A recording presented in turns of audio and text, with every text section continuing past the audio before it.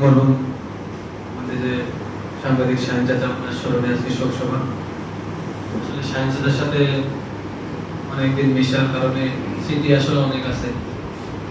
যাই হোক, যেহেতু উনি মৃত্যুবরণ করেছেন, এখন ব্যক্তিগতভাবে আমি আল্লাহর কাছে দোয়া করি আল্লাহ যেন তাকে জান্নাতবাসী করেন, এবং আপনাদের কাছেও তার আত্মার মাগফিরাতের জন্য দোয়া কামনা করে আমার কথা শেষ করছি। আসসালামু আলাইকুম ওয়া রাহমাতুল্লাহ। এমদাদুল হক উর্দু ভাইকে শাহিন ভাইয়ের স্মরণে সাথে আমার সাংবাদিকতা জীবনের আগের থেকে ওনার সাথে আমার সম্পর্ক ছিল। শুধু শাহিন ভাই না, আমি যখন আকুকা এনজিও ছেলে চাকরি করতাম তখন মোটামুটি সবার সব যারা সাংবাদিকরা সবার সাথেই আমার তখন থেকে সম্পর্ক ছিল, সবাই যেত। এবং শাহিন ভাইয়ের সাথে আমি অনেক অনেক জায়গায় গিয়েছি, আমাদের আমার সাথে কথা। তো একটা জিনিস ভালো ছিল, ভালো লাগতো আমার, শাহিন ভাই কিন্তু কখনো রেগে যেত না, এবং এটা তার একটা আমার কাছে খুব ভালো মনে হয় ছিলেন এবং খুব আন্তরিক ছিলেন। আমরা সকলেই তার আত্মার মাগফিরাত কামনা করি। আল্লাহ পাক তাকে যেন জান্নাতের সর্বোচ্চ স্থানে অধিকার করেন। আমিন। শাহিন ভাই শুধু সাংবাদিকতায় অবাধ বিচরণ ছিল না, তার বিভিন্ন ঠাকুরগাঁয়ের সামাজিক কর্মকাণ্ডে তার বিভিন্ন জায়গায়, যেমন আপনারা জানেন যে বিশ্ববিদ্যালয় বাস্তবায়ন যে আন্দোলন, সেখানে তার অবাধ বিচরণ তাকে ডাকলেই পাওয়া যেত। প্রয়াত যে কয়েকজন সাংবাদিক সম্প্রতি আমাদের রফিকুল ভাই সম্প্রতি আমাদের গেলেন, সেটা হলো রাজা ভাই মারা যাওয়ার সম্ভবত 2 বছর হলো। রাজা ভাই মারা যাওয়ার 2 বছর আজকে কয়েকদিন হলো। রাজা ভাই গেলেন সম্প্রতি, তারপর তো শাহিন ভাই গেলেন, আমাদের আত্মীয় স্বজন সহধর্মী ফিরোজ ভাই সহধর্মী গেছে। আমরা সকলের জন্য দোয়া করবো। আমি আসসালামু আলাইকুম। সবাই মানুষ সাংবাদিক বলতে শাহিন ভাইকেই চিনতেন, এবং পাশাপাশি রাজা ভাই, রফিক ভাই এবং সিনিয়র সাংবাদিক ছিলেন। শাহিন ভাই আসলে আমি অত্যন্ত পছন্দ করতাম, শাহিন ভাইকে শ্রদ্ধা করতাম। আমি শাহিন ভাই স্মৃতির প্রতি শ্রদ্ধা নিবেদন করছি, এবং শাহিন ভাই যেন পরপারে ভালো থাকেন, আল্লাহ যেন তাকে বেহেশতে নসিব করেন, এবং শাহিন ভাইয়ের স্মৃতি যেন আমাদের মাঝে বেঁচে থাকে।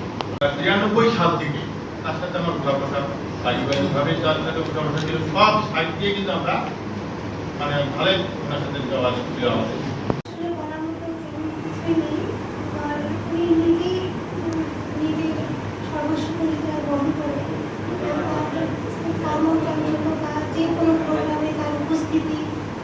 জানান দেয় যে হ্যাঁ একজন অভিভাবক ছিল ক্লাবে, তার সবসময় হাসি মাখা মুখ, তার যে কোনো প্রোগ্রামে এসে বলা যে ছবি তুলি সবাই একসঙ্গে, এইরকম একটা আন্তরিকতা আমরা সবসময় মিস করি। কারণ অভিভাবকদের সবসময় আমরা ভয়ের দৃষ্টিতে দেখি, কি বলে ফেলে বা রাগারাগি করে কিনা, কিন্তু শাহিন ভাইয়ের ব্যাপারটা ছিল সম্পূর্ণ ভিন্ন। এটা তিনি আমাদের কাছে যেমন বড় কাছের মতন ছিল, আবার তার স্নেহতুষ্ট ছিলাম আমরা আসলে। আসলে বোঝা যায়। আর শাহিন মামার বিষয়ে আমি দুটো কথা বলবো, এমন যে ফিরোজ ভাই বললো কিছুক্ষণ আগে যে শাহিন মামা রাগ করতো না। তার আগে আমি একবার দেখছি যে রাগ করলেও খুব চমৎকার হবে সেটাকে কন্ট্রোল করতো। আমাদের মনসুর মামা সারাদিন তাকে বকাবকি করতো, গালিগালাজ করতো, চমৎকারভাবে হ্যান্ডেলিং করতো বিষয়গুলো। আর শাহিন মামার সাথে আমার দুটো স্মৃতি আছে। আমার বাসা যখন পড়ি, সে দীর্ঘ 1 মাস দুপুরে গিয়ে বসে থাকতো আমার বাসার ছাদে, মিস্ত্রিদের সাথে সে কথা বলবো, কেমন করে কাজ করবে না করবে এগুলো দেখাশোনা করবো। আর শাহিন মামার বিষয়ে একটা চমৎকার কথা হচ্ছে, সে কিন্তু অনেক রোগ অসুখ বিসুখ নিয়ে চললেও খুব ভোজন রসিক একটা লোক ছিল।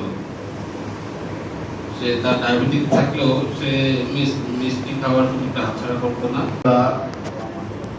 আমাদের প্রয়াত সাংবাদিক শাহিন ফেরদৌস ছাড়াও আমাদের মামুন ভাই, রাজা মামা, রফিকুল চাচা, তারপর বাবু ভাই স্মরণে এই স্মরণসভা আসলে আমরা আয়োজন করেছি ছোট আকারে। আমরা শাহিনওয়ার যে শোক সভাটা আমরা এর আগেও আমরা করার একটা সিদ্ধান্ত নিয়েছিলাম, এর মাঝেই দেশের বিভিন্ন প্রেক্ষাপটের কারণে আমরা সময় দিতে পারি নাই। সেই জন্য মনে করছি আমরা রমজানে এটা আয়োজন করব এবং সবাই একত্র মিলে আমরা ইফতারেরও আয়োজনের সিদ্ধান্ত নিয়ে এই আয়োজনটা আসলে আমরা আয়োজন করেছি। সাংবাদিক আমার কথা যায় খবরের অফিসে শ্যামল মিত্র এক নামে শাহিন ফেরদৌসকে চেনে, 2-3 জন লাগে না, একাই যথেষ্ট। শাহিন ফেরদৌস এমন একজন সাংবাদিক ছিলেন যে বিজ্ঞাপন দাতারা সেই সময় টেলিফোনও ছিল না, কিন্তু শাহিন ফেরদৌসকে বিজ্ঞাপন দেওয়ার জন্য অপেক্ষা করে থাকতো এবং লাইভ পিয়ন দিয়ে খবর দিতে যে আসবেন বিজ্ঞাপনটা ছাপাতে হবে। আর আজকের যে আমাদের যে বাস্তবতা, সেই বাস্তবতায় একজনের সাথে আরেকজনের যে আন্তরিকতার ভাব, দূরত্বের সৃষ্টি, একে অপরকে আমরা যে যতটুকু পারা যায় অ্যাভয়েড করে চলার চিন্তা ভাবনা, হ্যাঁ, এই জায়গাটা কিন্তু শাহিন ভাই অনেক উঠে ছিলেন। যখন যে অবস্থায় মোটরসাইকেলে যাচ্ছে, ঘুরে যাচ্ছে, তারপর জিজ্ঞাসা করতেছে তুই কেমন আছিস, ড্রাইভারের সাথে এই যে একটি মানুষ, এই মানুষটাকে কিন্তু আমরা হারিয়ে ফেলি। মানুষের কাছে কাছে না গেলে মানুষের মর্মটা বুঝবেন। আলাদা একটা সিন দেখলাম, হ্যাঁ, আস্তে কতগুলো লোক দৌড়ায়, আমি লেগে দিলাম যে পিছনে পুলিশ আসলে বাস্তবতাটা কি সেটা দেখে গভীরে যেতে হবে। সাহিত্য তো সেই গভীরে যাওয়ার যে মানুষ।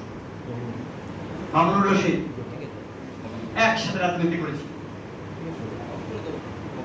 1990 সাল, 91 সাল, 92 সাল ছাত্র ইউনিয়নের তুখোর সাংবাদিক, তুখোর বক্তা, সাংবাদিকতা একসঙ্গে সুগন্ধায় জয়েন করেছি। সেই মামুনুর রশিদ আমার চোখের সামনে কিভাবে হারিয়ে গেল। আমরা কিন্তু এখন অনেকে শাহিন ফেরদৌসের মৃত্যুবার্ষিকীতে বলতে হবে, আমার বন্ধু মৃত্যুবার্ষিকী বলতে হবে।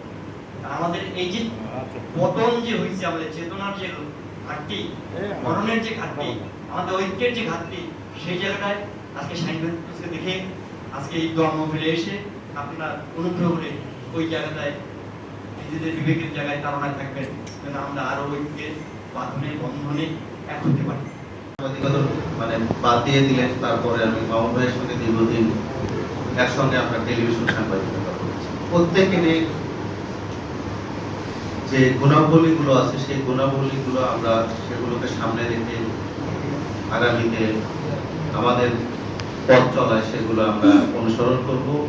এ পর্যায়ে 2004 সালে তার 5 দিন পরে আমার সৌভাগ্য হয়েছিল নির্বাচনে অংশগ্রহণ করার। প্রেসিডেন্ট সেক্রেটারিরা কিভাবে বসে প্রেসক্লাবে আমি কোনোদিন দেখিনি।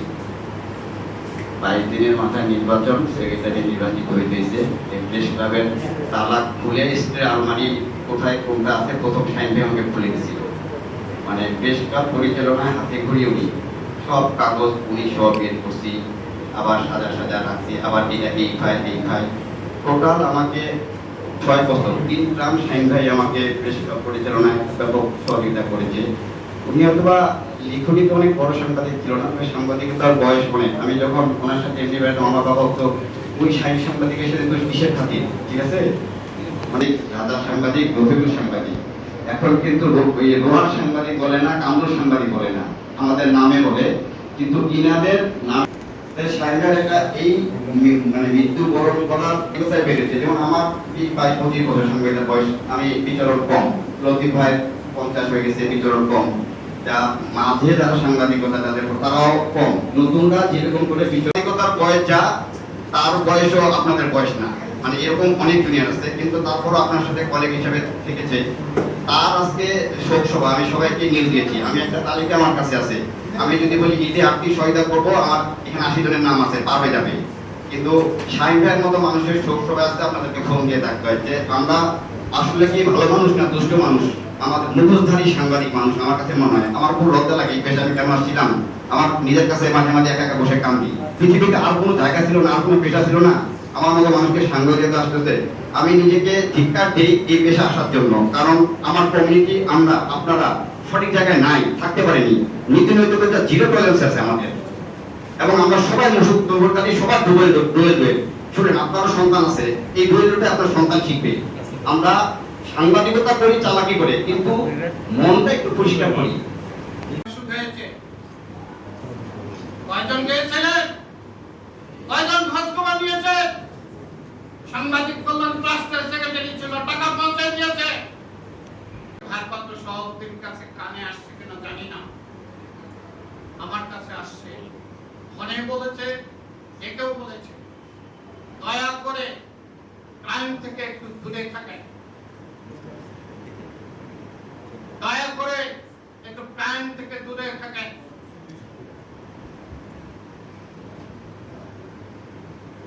ফেসবুকের ব্যবসা বন্ধ করেন।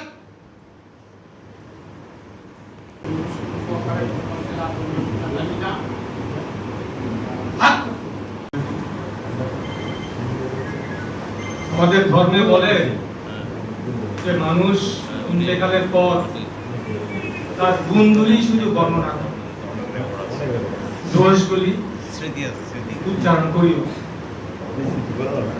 তা আমাদের শাহীন ফেরদৌস ইন্তেকাল করেছেন অনেকদিন হলো। তার গুণগুলো বলে তো আসলে শেষ করা যাবে না, যেটা অনেকেই বললেন। যার বিচরণ যত বেশি, তার সাফল্য তত বেশি থাকে, তার দোষও তত বেশি থাকে। ঠাকুরগাঁ জেলা, ঠাকুরগাঁও না, পঞ্চগড়, দিনাজপুরের লোকেরাও তাকে চিনি। আপনি ডিসি অফিস বলেন, কোর্ট প্রাঙ্গণ বলেন, বটতলা বলেন, প্রেস ক্লাব বলেন, উপজেলা অফিস বলেন, কোথায় ছিল না শাহীন ফেরদৌস? সব জায়গাতেই। একটু আগে ফিরোজ আমিন না কে যেন বললো যে আরেক্স ইয়ামাহা মোটরসাইকেল নিয়ে সংস্থার কনভেনার ছিলেন। উনি কনভেনার ছিলেন ঠিকই, কিন্তু সব দায়িত্ব দিয়ে দিয়েছিলেন উনি শাহীন ফেরদৌসের উপর।